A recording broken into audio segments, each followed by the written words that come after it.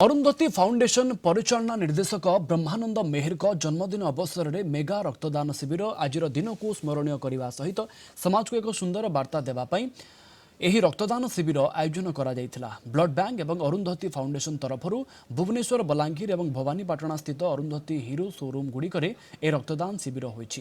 ରକ୍ତ ଅଭାବରେ କେହି ମୃତ୍ୟୁବରଣ ନ କରନ୍ତୁ ସେଥିପାଇଁ ଏଭଳି ପଦକ୍ଷେପ ନିଆଯାଇଥିଲା।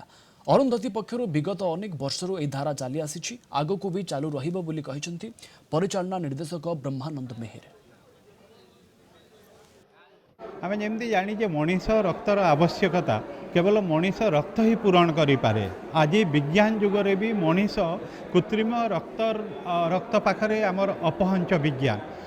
सो अरुंधति परिवार तरफ आज एक एमती सामाजिक गोटे समाज को वार्ता देवा उद्देश्य mega blood donation camp Bhubaneswar Balangir और भवानीपाटना ठारे आम अनुष्ठित करूँ जो पाखापाखि अरुंधति परिवार 500 सदस्य स्वेच्छाकृत भाव में आज रक्तदान करुँचे।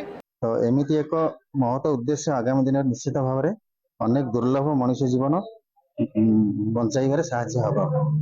यही प्रकार जिनस आम अरुंधति परिवार तरफ जो माने संग्रह करने ब्लड संग्रह करने जो प्रकार उद्दीपना देखा देछि आ कंटिन्यू हो आसी प्रकृत में बहुत खुशी जिनस।